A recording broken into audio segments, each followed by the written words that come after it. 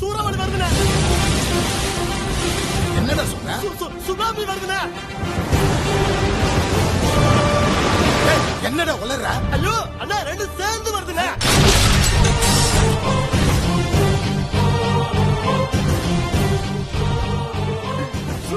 என்ன போட்டு அடிக்கிறாங்க, காப்பாத்துப்பா. நீதான் வீட்டுல இருக்கிற அண்டா குண்டா எல்லாம் அடகு வச்சது இல்லாம இப்ப ரேஷன் கார்டையும் கொண்டாந்து வச்சிட்டியா? மனுஷனாடா நீ? அதான அரிசி வாங்குறதுக்கு மட்டும் கொடுக்குற அட்டை நினைச்சியா? நீ இந்த நாட்டோட குடிமகன்றதுக்கு அதாண்ட அடையாளம்.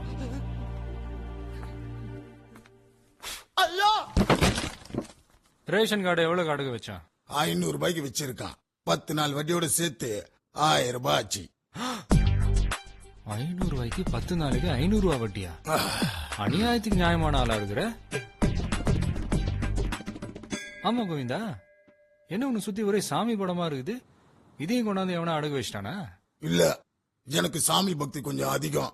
எப்பயும் சாமி பாத்துக்கிட்டே இருந்ததுக்காக தான் என்ன சுத்தி சாமி படமா வச்சிருக்கேன். நீ எப்பவும் சாமியை பாத்துக்கிட்டே இருக்கணும். ஆமா. ஆனா அண்ணா என்ன சொல்றாருன்னா, சொல்லுங்கண்ணா. மூதேவி, இந்த அண்ணா இல்லடா, பேரறிஞர் அண்ணா. ஏழையின் சிரிப்புல இறைவனை பாருன்னு.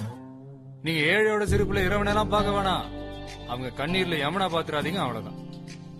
பெத்தவங்க செய்யற பாவத்தை எல்லாம் பிள்ளைங்க தான் தூக்கி சுமக்கணும். உன் பிள்ளைங்களை சுமக்க வச்சிடாத. இது எந்த அண்ணா சொன்னதுங்கண்ணா? இது இந்த அண்ணா சொன்னதுடா. சரிங்கண்ணா. நான் என்ன அவன் வீடு தேடி போய் பணத்தை திணிச்சா வட்டி கேக்குறேன்? வந்து கேக்குறாங்க, குடுக்கறேன். வட்டிக்கு கொடுக்கறதும் ஒரு தொழில் தான். ஆனா அநியாய வட்டி வாங்காதேங்கிற.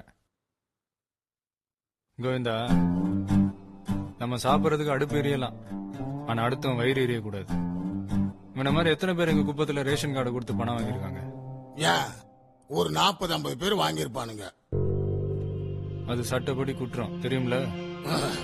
இது சட்டப்படி குற்றம்ன்றது எனக்கு தெரியும். அந்த சட்டத்தை எப்படி சமாளிக்கணும்ன்றது எனக்கு தெரியும். இன்ஸ்பெக்டர் தாஸ் சாருங்களா?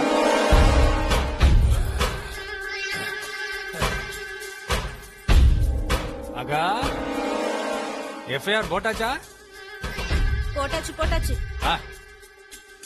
வெளிய வட்டி தொழில், உள்ள குட்டி தொழில். நல்லா இருக்கு பாவம் டீலிங். கோவிந்தா, சட்டத்தை எப்படி சமாளிக்கிறேன்னு இப்பதான் புரியுது. சார், சீக்கிரம் குடிச்சிட்டு ஸ்டேஷன் போங்க, இல்லன்னா இன்ஸ்பெக்டரை காணும்னு கான்ஸ்டபிள் சேர்ந்து கம்ப்ளைண்ட் பண்ணிட போறாங்க. டேய், என்ன நக்கலா? நீ ஒரு போலீஸ்காரங்கிட்ட பேசிட்டு இருக்கிறங்கிறத மறந்துடாத. இப்படி ஒரு இடத்துல இப்படி ஒரு கோலத்துல நின்னுகிட்டு நான் ஒரு போலீஸ்காரன் சொல்றியா? உனக்கு வெக்கமா இல்ல? நிறுத்து. எதுக்கு உனக்கு ரோசம் வருது?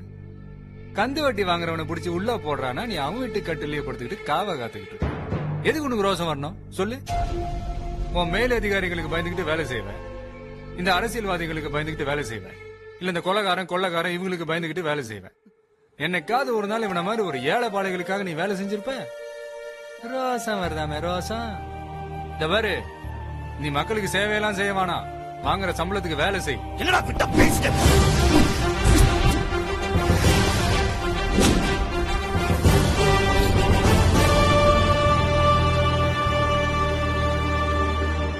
மேல கை வைக்கிறதுக்கு முன்னாடி ஒரு தடவைக்கு 100 தடவை யோசிச்சு கைய வை. ஒரு தடவை வச்சிட்ட அப்புறம் உன்னால யோசிக்கவே முடியாது. தைரியம் இருந்தா தொட்டு பாடுறா. தொட்டா ஷாக் அடிக்கும். வேணாம் சுரா, வேணாம், விட்டுற. உன் குப்பத்து ரேஷன் கடை எல்லாத்தையும் குத்துற. விட்டு சுரா.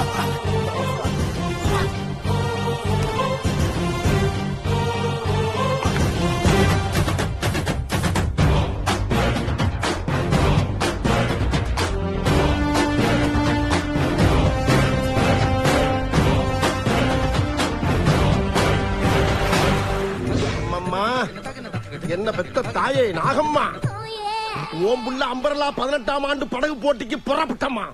இந்த பிள்ளைக்கு இடுப்பே வலிக்காம துடுப்பா இருந்து வெற்றி மேல் வெற்றி பெற்று வீர திருமணாக வெற்றி நடி போட்டு உன்னை வந்து மீட் பண்றதுக்கு நீதான் தாயே அருள் புரியணும். அருள் புரிவாயே அம்மா.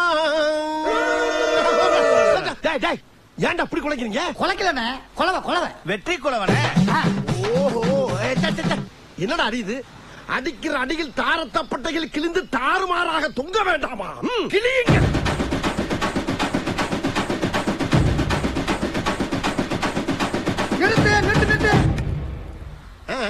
அன்பார்ந்த பெரியோர்களே